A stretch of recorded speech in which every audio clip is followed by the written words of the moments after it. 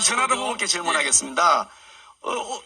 북한이 ICBM을 발사하고 하면서 거의 이 성공 단계에 들었다 이런 평가들도 있고 한데 굉장히 국가 안보 상황이 위중해집니다. 그런데 그 어떤 후보는 요즘 세상에 간첩이 어딨냐 이렇게 하면서 이 여당 대표가 되기에 자질이 문제가 있다. 라는 안보 의식의 결여 문제가 논란이 되고 있습니다. 이 점에 대해서 과연 우리 천하람 후보는 우리나라에 간첩이 없다고 생각하는 것인지 아니면 그런 간첩이 없다고 생각하시는 우리 당 대표가 되는 것이 적합한 것인지 의견을 여쭤봅니다. 저는 최근에 여러 수사나 어떤 국정원의 활동들을 봤을 때 여전히 간첩이 있고 활동하고 있다라고 생각합니다. 다만 저는 이런 식의 질문은 좀 우리 당대표 토론에서 적절하지 않은 것 같습니다. 제 입을 빌려가지고 안철수 후보님을 공격하고 싶으신 모양이신데 굳이 이렇게까지 해야 되겠습니까? 답변 시간 제가 드렸습니다. 직접 말씀하신 게 맞는 것 같고 제가 질문한 천하람 후보도 우리 제가 동료 잠깐만요. 우리 동료 또 후보니까요. 천하람 후보의 경우에도 여러 가지 그런 그 안보의식 논란들이 있었기 때문에 제가 질문하는 것입니다. 황교안 후보님 많이 기다리셨습니다. 황교안 후보님, 저는 이번에 김기현 후보의 울산 땅 의혹과 관련해가지고 좀 정확한 평가가 필요하다고 생각합니다.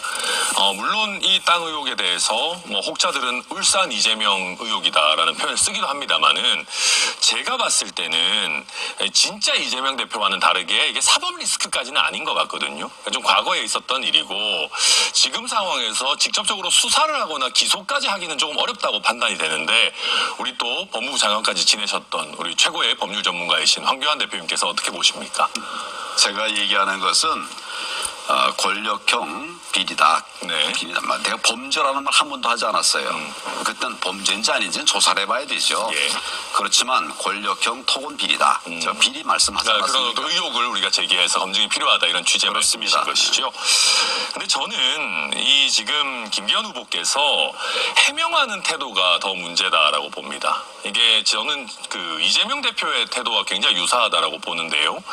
어떤 의혹이 있다면은 거기에 대해서 정면 돌파를 하고 내용에 대해서 설명을 해야 되는 것인데 그런 설명은 없이 이재명 대표가 하듯이 전직 정부에서 다 털었던 거 아니냐, 지금까지 나한테 해서 문제가 없었다 이런 식으로 계속 다른 핑계를 대면서 좀 비껴가려고 한다는 저는 인상을 받고 있는데 이런 김기현 후보의 답변 태도, 해명 태도에 대해서 어떻게 보십니까?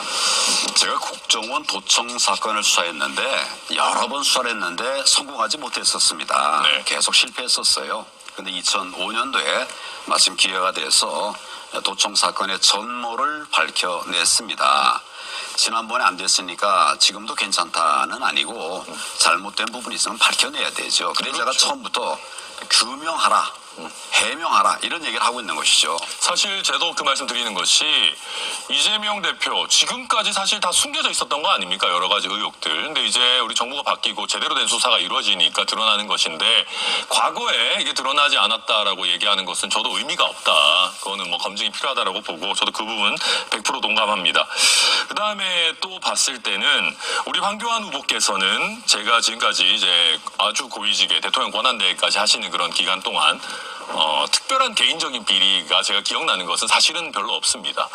근데 지금 김기현 후보 같은 경우에는 의혹이 나오고 막대한 어마어마한 천문학적인 시세 차익을 얻은 거 아니냐라는 얘기까지 지금 나오고 있는 상황인데 보통 고위공직자 또 당대표 후보까지 되시려는 분이 이 정도 의혹이 나온다면은 이 부동산을 어떤 처분을 한다든지 아니면 최소한 이 부동산을 어떤 부동산에 좀 부동산 중개사무소에 내놔가지고 실제 내가 얻은 이득은 요거밖에 안 된다라고 한다든지 아니면 그게 어렵다면은 매입 의사를 밝힌 전화 저희 허은아, 김용태, 이기인 후보에게 매각을 한다든지 아니면 최소한 가격은 제시한다든지 이런 식으로 어떤 본인이 얻은 이익이 그렇게 막대하지 않다라는 걸 명확하게 보여줄 수 있는 저는 제스처가 필요하다라고 보는데 우리 비리 이런 것에 연루된 바 없는 우리 황교안 후보께서 어떻게 보십니까?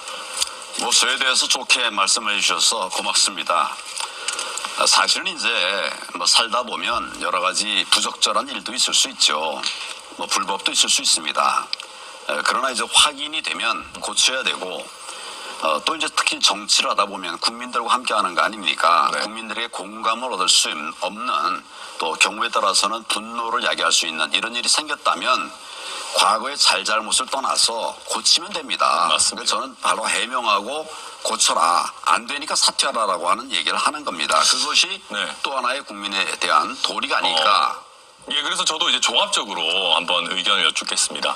저는 지금 이 울산 이재명 같은 어떤 얘기까지 나오는 이 상황에서 우리가 이 어떤 부분이 제대로 국민 눈높이에 맞는 해명이 이루어지지 않는다면 우리 총선에 있어서 굉장히 안 좋은 영향을 미치는 것은 물론이고 이재명 대표에 대한 사법 처리를 하는 데 있어서도 야당에게 불필요한 빌미를 준다라고 보는데 황 후보님 견해는 어떠십니까?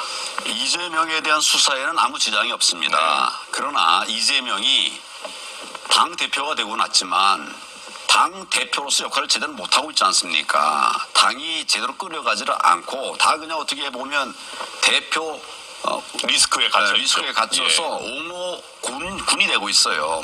저는 이제 김기현 후보에 대해서도 마찬가지 생각을 하고 있습니다. 만약에 당 대표가 되면 지금처럼 그냥 민주당이 가만히 있을 리가 없습니다. 또 이제 언론 가만히 있겠습니까? 그 난리를 피울 텐데 어떻게 그런 상태에서 정상적으로 당을 운영하겠나. 네. 그럼 우리가 다시 또 정말 좌절에 빠지게 되는 것이니까 지금 정리해달라. 예. 그래서 사퇴 촉구하는 것입니다. 네, 후보님 의견 저도 뭐 충분히 이해하고